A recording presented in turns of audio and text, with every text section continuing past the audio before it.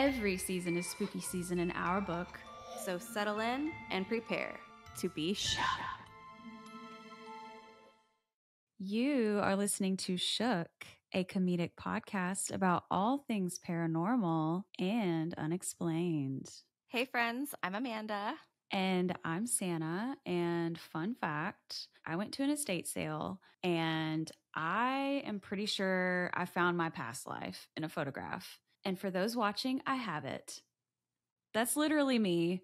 The lips are a little bit different, but like literally, those are my eyes. Yeah, they are your eyes. Yeah, so when I was at the estate sale, I walked in and I already knew that I wanted to buy this because I saw it on the estatesales.net website that I am always on. So when I walked into the estate sale, there was a lady already rifling through all these old photos because the person who lived in this house actually had collected these just random old studio photos. And I told her, I was like, there's one in here that I think is me in a past life.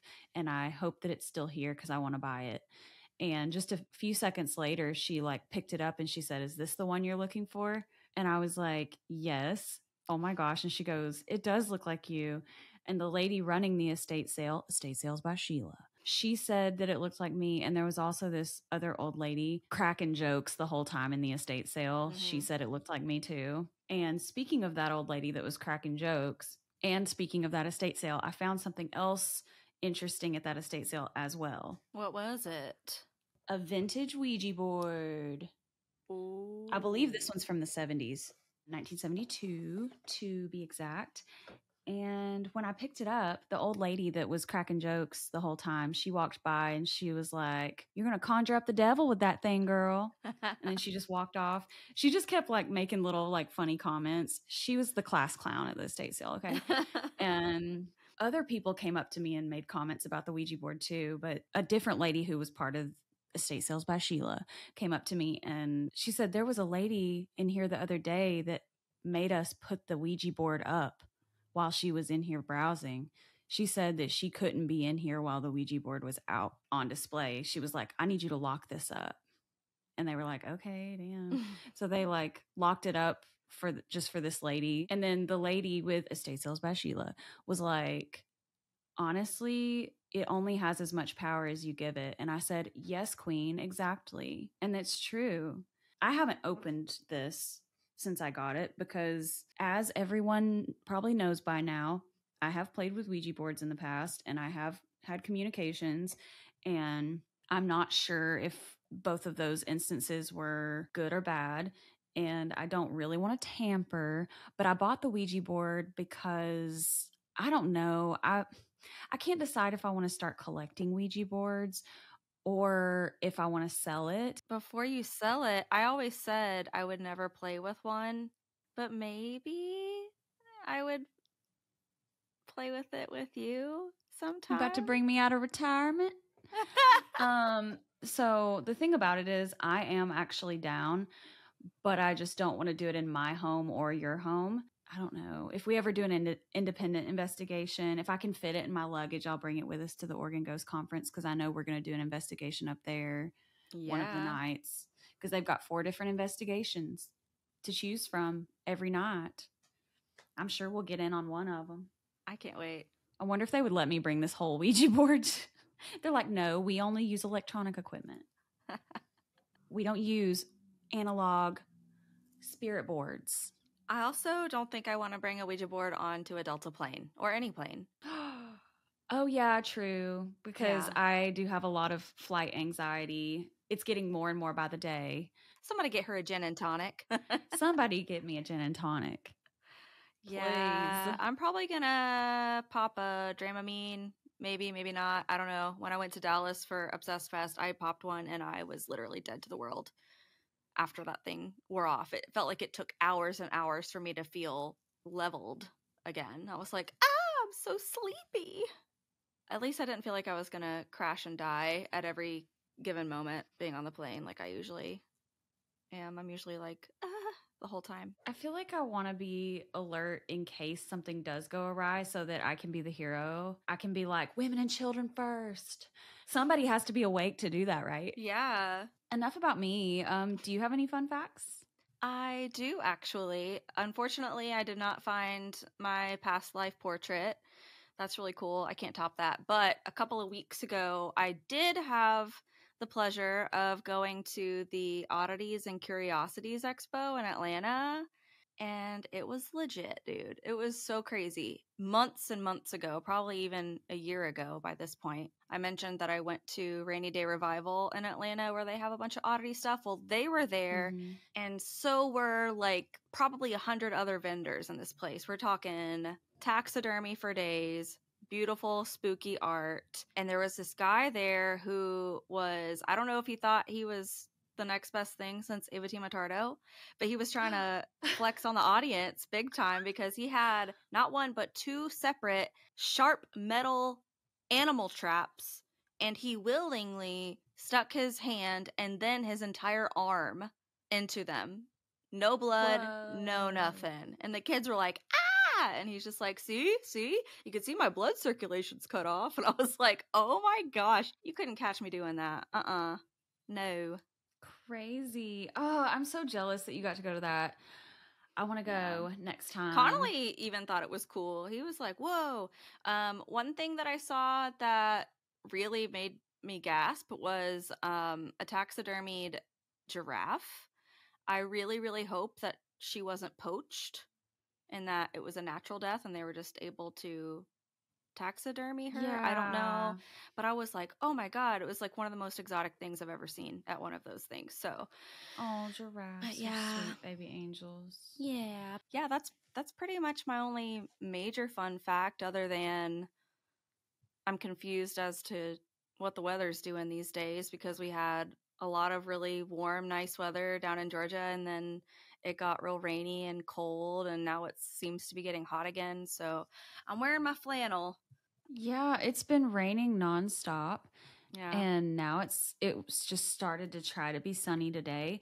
And like you said, I'm confused. I need to see what the weather's going to be like in Oregon, because I'm like, what am I going to wear? Sannah is the fashionista between the two of us. I just throw on whatever's comfortable. Not really. And I'm like, okay, this will work. I'm just trying to have a fashion moment because I feel like we're going to take a lot of pics and stuff. And yeah. You know, I don't get out much. This is like baby's first everything. So I need to look cute in my pics. Baby's first cross-country excursion via Delta. Yeah. And Ghost Conference. And yeah. I'm excited. Really excited. I'm so excited. But yeah, I guess that's all I got for fun facts. But Hunty, I think you go first this week. And I really can't wait to hear your story because you've been hyping it up. I'm really excited to hear it. So Sannah, what story had you shook this week? I've been so excited about this story for weeks. I was going to do it last week and then I didn't because I wanted to save it for March.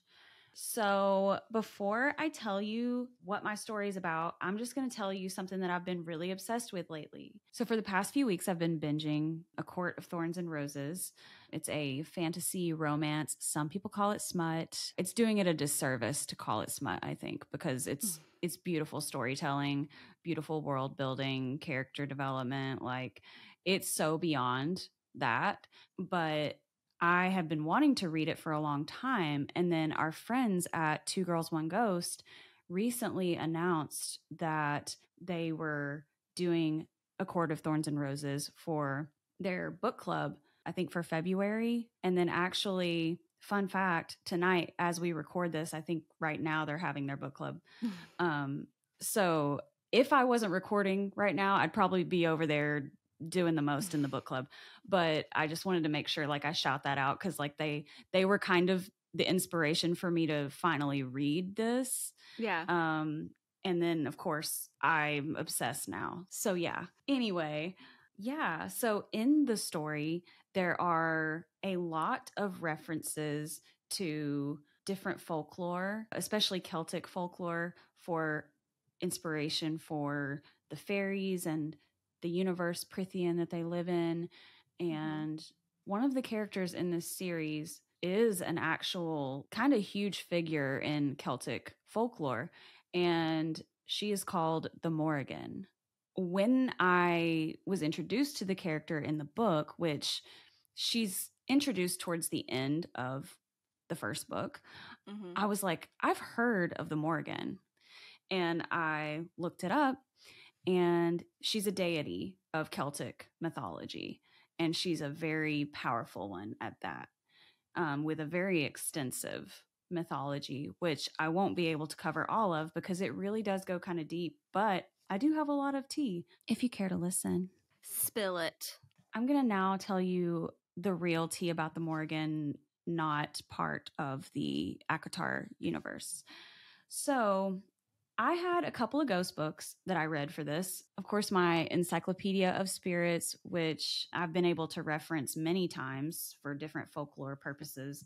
It kind of covers all the deities of all the cultures in the world. So according to the Encyclopedia of Spirits, the Morrigan originates from Ireland and is a powerful spirit of birth, death, sex, destruction, and fertility. She has her hand in everything. She's a Jill of all trades. She also has magical abilities too, which I'll get into. She's a protector of Ireland's well-being and sovereignty. Her name can be translated to Great Queen, Sea Queen, Phantom Queen, or Terrifying Queen. She can reveal one's future or destiny if she wishes. So she does a lot of like prophesying and things like that, particularly like when it pertains to warfare and battle. Like she can predict who's going to win. She can also influence who wins and who doesn't, regardless of the prophecy. So the Morrigan is among the goddesses who serve as washers at the ford. It's a Celtic mythology thing, but it's also a Scottish mythology thing as well. But in this instance and others, she is also a type of banshee, which is a female spirit who heralds the death of an individual by shrieking. And prior to a death, she may also appear as an omen of death that is to come. She's out here putting in work. She's got a lot of duties, it seems like. And as a washer at the ford, she washes the clothing of those who are about to die. That's what the washers of the ford is. It's like they're goddesses who hang out alongside desolate riverbanks, and they're omens, and then they wash the clothing. It mainly does serve as an omen, but it also feels like almost like an act of respect too at the same time. And this is kind of confusing part about the Morrigan. So the Morrigan may be one spirit, but she is usually referred to as a triple goddess, which is a triad of goddesses. And they have different names. Most popularly, they have been referred to as, I don't know how to say it bad, Macha and Anu. And then she is also sometimes referred to as Morrigu and Nemain, and sometimes Danu. You'll find it in different Celtic stories that date back far where they'll use different names, but they are talking about her. And when she refers to herself, she refers to herself as we, to kind of encompass all of those different personalities, you could say, possibly, because they do all kind of have different functions. Yeah. She's multifaceted. Yeah, like one is more death focused. Yeah. One is more fertility focused, you know, that kind of thing. So also the Morrigan is known to be a shapeshifter.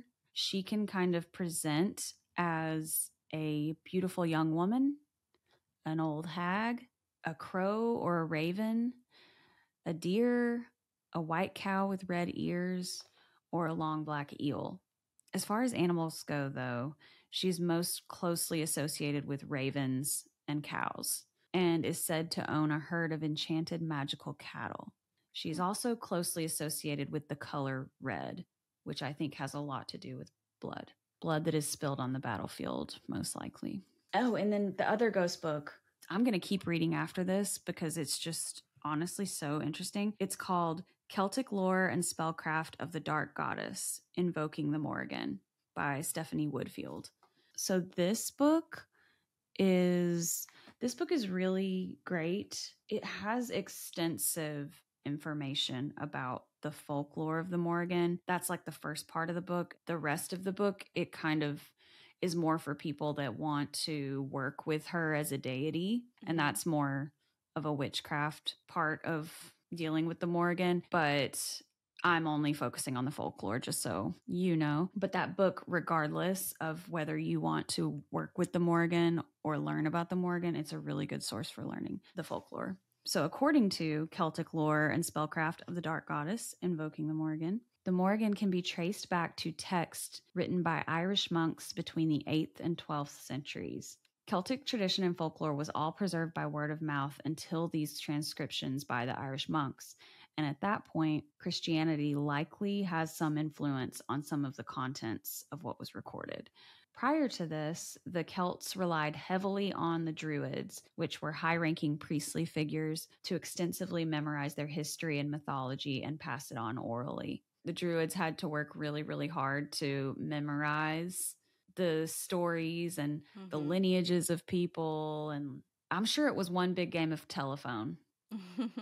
You know, it had to be. Yeah. But they didn't believe in writing the things down. It was very much like it has to just be up here and passed down by word of mouth. Also, a really cool thing about Celtic culture, they really celebrated female warriors and respected them greatly, sometimes even fearing them more than their male counterparts, and considering them even more deadly in a battle situation. And women were not objects to possess or to serve men. They were considered equals, and it was very normal for women to fight alongside men in battle. One of the first instances of the Morrigan in Celtic lore is in the description of two battles fought by the Celtic gods known as the Tuatha De Danann to settle in the land of Ireland.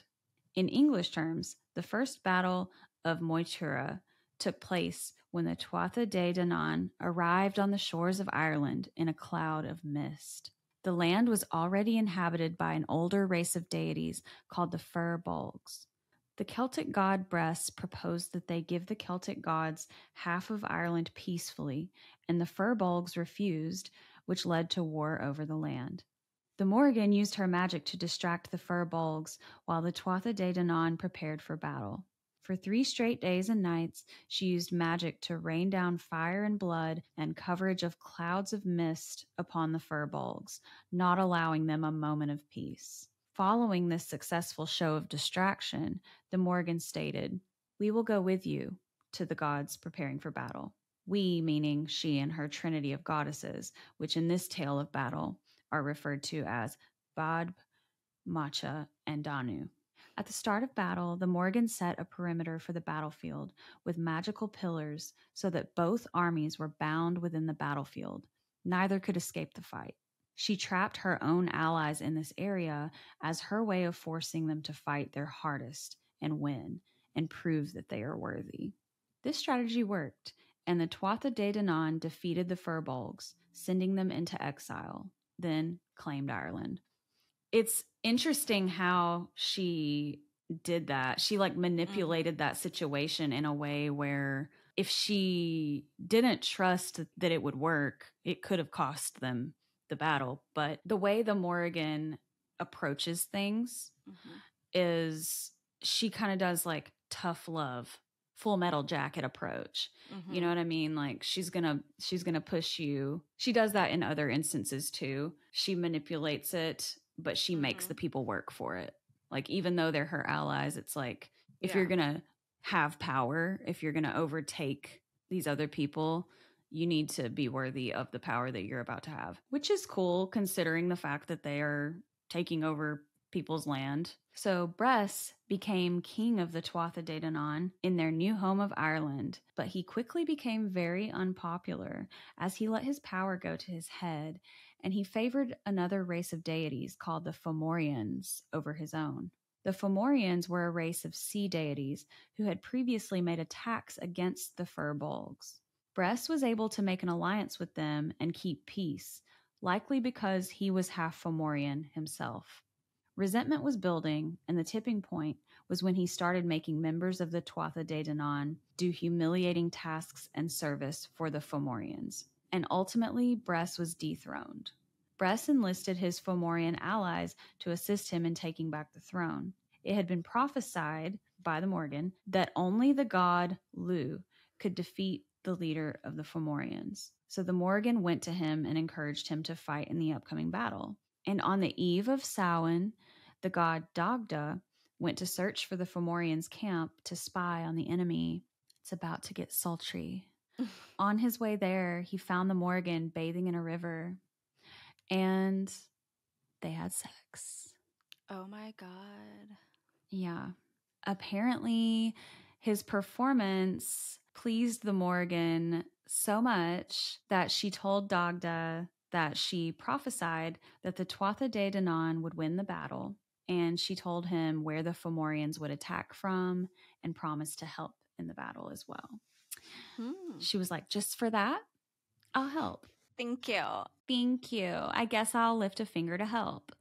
Also, because of this act that occurred, the Morrigan is now really associated with Samhain and is said to basically do this every year over a river. But they say that she straddles the river because I guess she's, she's bigger than us size. So that's how they say in folklore that she straddles the river and has sex with Dagda, the other god, over the river. I don't know. It's crazy. So this union between Dagda and the Morrigan is one of her most popular appearances in Celtic mythology. Dagda is known as a god of life and abundance, while the Morrigan is a goddess of death and rebirth. Their union represents the cycle of life, or a union of life and death, and could hold a lot of symbolic meaning, especially in a war setting. This great rite, taking place during Samhain, also represents the threshold between the light and dark halves of the year, the death that comes with winter, followed by the renewal of spring. The Tuatha De Danann defeated the Fomorians just as the Morrigan prophesied, and she helped just as she had promised Dagda. Following the victory, the Morrigan delivered a prophecy of abundance, followed by one that seemed to speak of the end of the world. Peace high as heaven, heaven to the earth under heaven, strength in everyone, cups greatest fullness, fullness of honey, mead till satiety, summer and winter. Oh, this is where it gets a little dark. I shall not see a world that will be dear to me. Summer without flowers, kine will be without milk. There's more to this prophecy. This is just what was included in the book, and probably enough to give you an idea that she was willing abundance, and then it took a dark turn. This prophecy has been since blamed for the Irish potato famine that took place from 1845 to 1849. This was a period of starvation and disease in Ireland that greatly impacted Irish society and economy. That's basically all that I really have to tell on my story. I didn't have a really good ending because I had a lot more that I wanted to read, but it was going into the different aspects of her triad of goddesses, and it was really extensive, and I just ran out of time, honestly. So it's okay. I just have one burning question. Yeah. And I already know you're going to get mad at me for asking. Morrigan and her boyfriend, they were doing it Dagda style? That's a really good question. And if I had to guess, probably. And also, one thing about that god, he was definitely not her boyfriend. It was definitely like a one-night stand per year, because he's kind of, I don't want to say fuckboy. He gets around quite a bit because he's a very large appetite for both food and sex. So he's just kind of out here doing the most at all times. Heard. And the Morrigan, she's got a lot of stuff she has to do. She's out here dealing with people dying, out here influencing wars. She's booked and busy. So yeah, she only has time for him that one day. But yeah. She sounds very multifaceted. She sounds like basically the Swiss Army knife of deities. Like, she's got it all. She has everything. Yeah, she's really, really powerful. I've never dabbled in working with deities, and I don't know that Hmm. I'm going to, but I reckon anybody who has ever worked with her, that's probably interesting. Yeah. What does she look like? Like, what's her physical description, if she has one?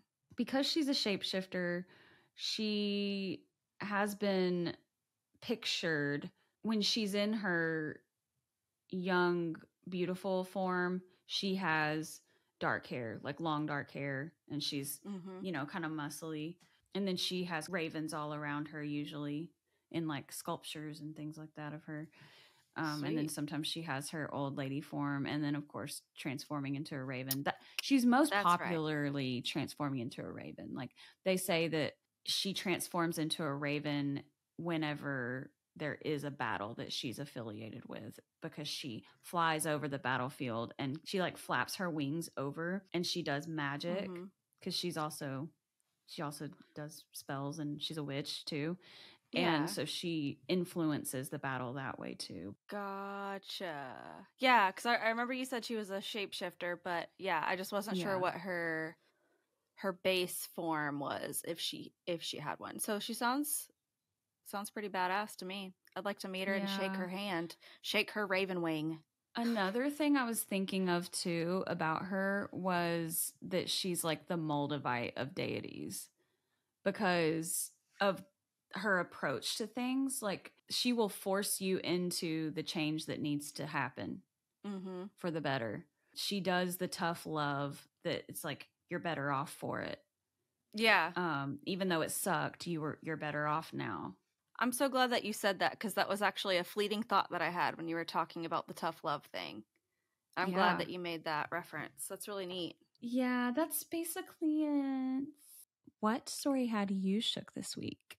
The story that had me shook this week happens to also occur in Ireland, because we were trying to kind of integrate a little bit of Irish love for St. Patty's Day. And that story is the legendary, the haunted Loftus Hall in Ireland. Loftus Hall, some people say, well, it is critically acclaimed as being at least one of the top haunted locations in Ireland, but some say, and I feel like everybody says this about their special place. Some people say it's the most haunted location. So I'm just going to dive in. Legend has it that there are a couple of entities that are said to haunt this esteemed property. But first, I'm going to get into a little bit of history for you. Loftus Hall was originally built long ago in southeastern Ireland on Hook Peninsula in County Wexford in 1350. I do want to say that I mispronounced it, because the Irish actually call it Hook Peninsula. Constructed during the Black Plague and originally owned by the Redmond family, this property was first known as Redmond's Hall and sometimes simply was just referred to as the Hall. The home was built as a total beast, boasting 22 bedrooms, 27 rooms in total, on 63 acres of land. The residence basically served as a safe haven for those dying from the Black Death, which is caused by a bacterium known as Yersinia, and that's carried by fleas that infest rats. That killed a lot of people back then. Then in 1624, the property was under attack by the British, and Redmond had to defend his home once again from Oliver Cromwell and his soldiers in 1649.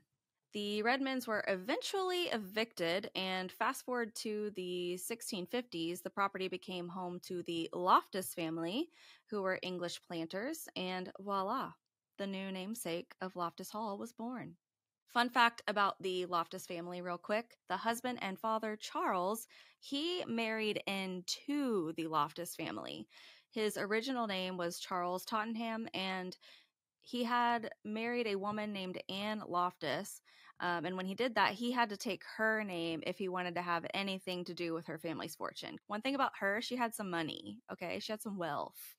The family had 6 children, and one of the daughters was named after her mother, Anne. Going forward, when I reference the name Anne, just know that I mean the daughter, because, side note, unfortunately, Anne, his original wife, passed away. And then Charles simply had no choice but to marry his cousin, Janet Cliff. He just kept Not it in the Janet. family. Yeah. Damn it, Janet. In addition to being a private mansion, it's also been a convent for nuns, a hotel, and most recently, a historic attraction that folks from all over the world would come to see. The property was sold most recently in 2021, and allegedly, the word on the street is it's going to be reconverted into a luxury hotel. And they say they don't plan to acknowledge the haunted history of this place. So, as the story goes, on a dark and stormy night in 1775, Anne's father heard a knock at the door. And so he answered it, and the weather was treacherous, so he invited this mysterious stranger to come into their home to have some food, some shelter, and, hang out for a little while. So Mr. Loftus, Anne, and some company, they had been playing poker, and he asked this mysterious, charming young man to join them in their game. And the stranger was like, heck yeah, I'll play. And so he sits down next to Anne to play with them. And it's pretty apparent that she's hot for teacher. Like she's kind of feeling it. She kind of likes him. She thinks he's cute. She's pretty much a smitten kitten for this little fella.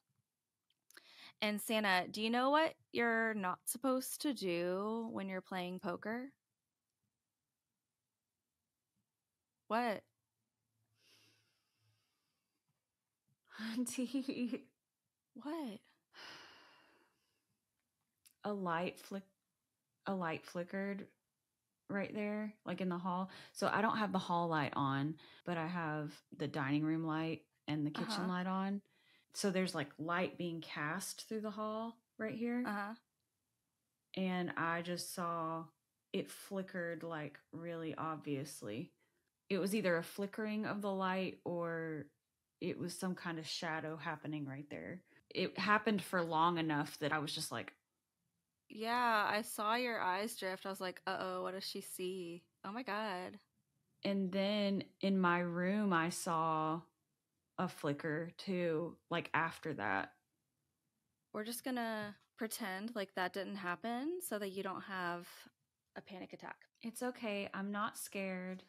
So, Sannah, do you know the one major thing that you're not supposed to do when you are playing a game of poker? Well, you're not supposed to show other people your cards. That's exactly right.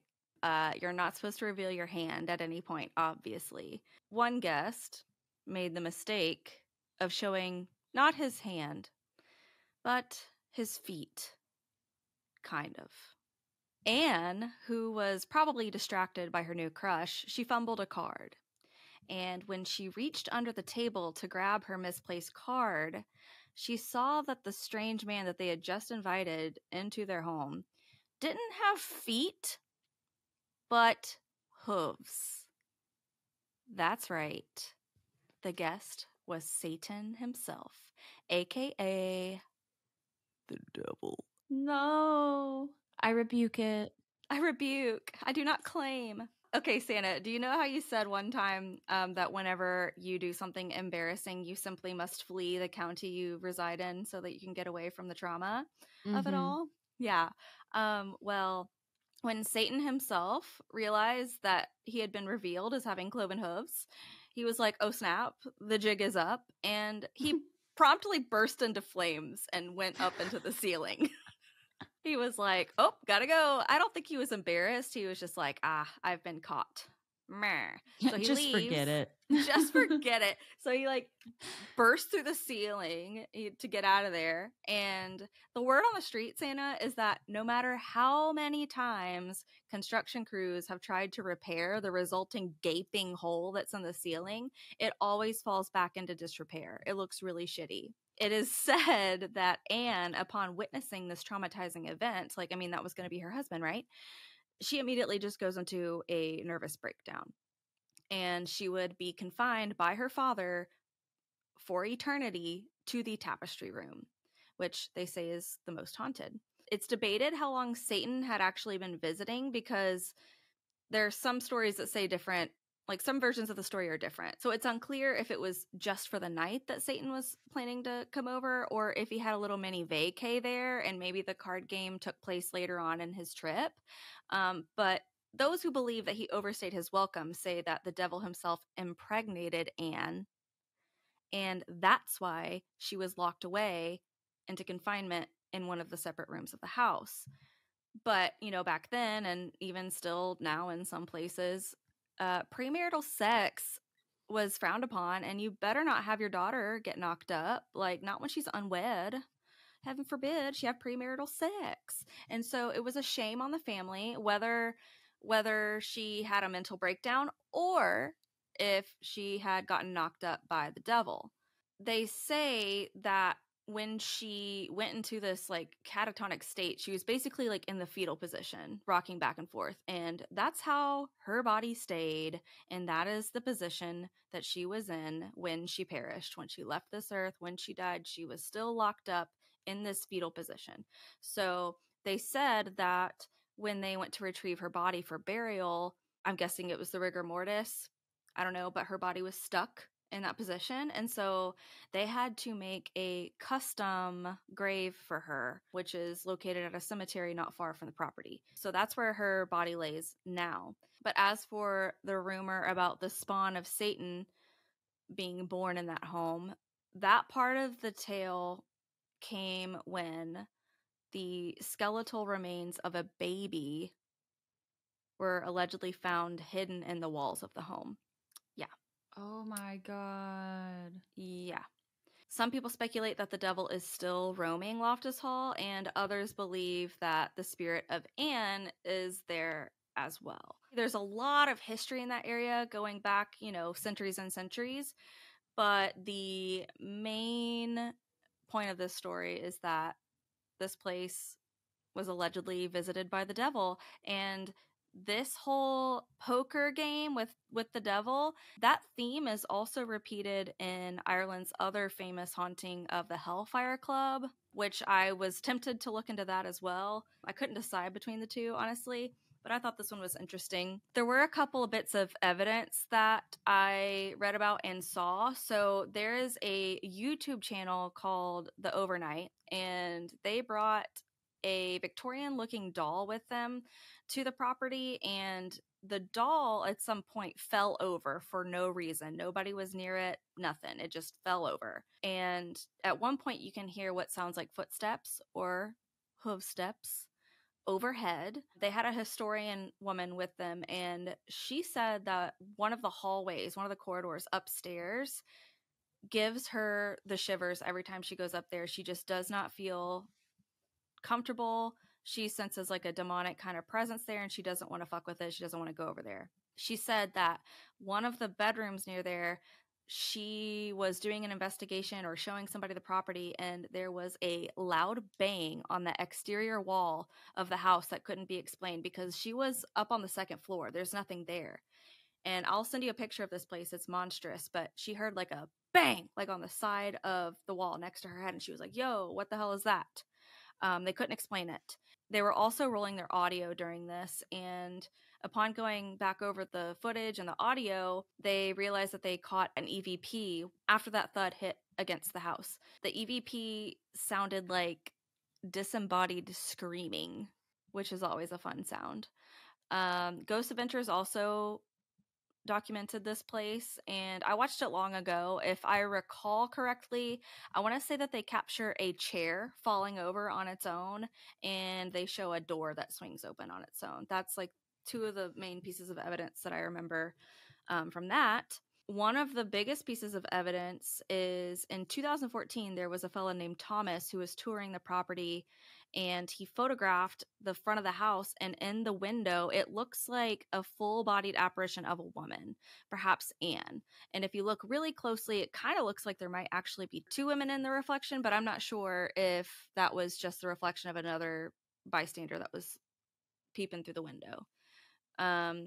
So yeah, that maybe could be Anne. The troubling noises and EVPs that they captured, who knows? It could be the devil. I think it's interesting that that theme of the card game being part of the story is repeated in other tales. But yeah, that's my story. I have a question, and I hope I'm not disrespecting anyone by saying this, but do you think that she killed the baby? Honestly, if it wasn't her, then it was stillborn, or perhaps even the family did something because they didn't want anyone to find out, and especially if it Exactly. was actually Satan. So I was thinking the whole time that she believed in her heart that it was spawn of Satan, and she just like couldn't, and then she didn't know what to do with it, and then that's why she went kind of crazy, yeah. you know, because she probably also had postpartum, which Oh God, no yeah. one knew what that was back then. And then also, if the devil does keep going back there, he's probably like pissed that somebody mishandled his baby. Even if it was stillborn, he's probably pissed. And that's where the whole timeline of the situation gets confusing, because which is it? Was he a one-night stand? Did they somehow get it on during that brief poker tournament visit, or did he have an extended stay and implant his seed? Yeah, it's giving Samhain. But yeah, Dagda style. Dagda style. But yeah, that is my short but sweet story about how the devil went down to Ireland, not just Georgia. Hope everybody has a wonderful St. Patty's Day if you celebrate. I probably won't be doing anything too crazy, but I will wear my green because I'm not getting pinched. Don't pinch me. Yeah. I had something that I wanted to say before we go. What's that? So I've been working on an idea about something that I really want us to offer on the Patreon. It's something that I've really been wanting to do for a long time, and I've seen a lot of other people do it really well. I just haven't seen people do it with this type of literature. And I've been wanting to do a blind date with a ghost book on the Patreon for those who might be interested, because we collect lots of ghost books for research, and a lot of them are really, really good. Almost all of the ghost books that I have collected so far have been really, really good resources. So basically, we're launching Blind Date with a Ghost Book very soon, and I have a prototype to show you. This is very much a soft launch of the prototype because I have more frills to put on it, but this is what it looks like. It's just going to be covered. I'm going to put like cute stickers on the outside, some little dried flower moment, and I'm also going to be making some resin bookmarks with dried flowers that will also be part of the package. And there may be some other goodies as well in your Blind Date with a Ghost Book package if you choose to order one. But yes, very soon I will be photographing that, and we'll put it up on the Patreon shop if you want to partake. Yes. It's beautiful, Hunty. You did a great job. Thank you. Guys, also please keep sending us your shook stories, because we're getting down to the nitty gritty. We could use a few more. We want to do another one the week that we go to Oregon Ghost Conference. So come on. Send us all your scary stories. I don't care if it's UFO, alien, ghost, sleep paralysis, glitch in the matrix, a Mandela effect, anything that you think is spooky. Send it. Yeah, send it. But yeah, I guess that is our show. And that's fucking teamwork. Thank you so much for tuning into Shook. New episodes of Shook drop every other Wednesday on YouTube, Apple Podcasts, Spotify, or wherever you love to listen to your favorite podcasts. For more information on today's episode, please check out our show notes. And until next time, stay shook. Do you have a personal paranormal encounter you'd like to share with us? If so, visit our website, shookpodcast.com, and fill out our contact form. Or send us an email at shookparanormalpod@gmail.com. And one last thing, friends. Shook is a 100% independently produced podcast. So please consider supporting our show by either leaving a review or contributing to our Patreon page. You can find that at patreon.com/shookpodcast.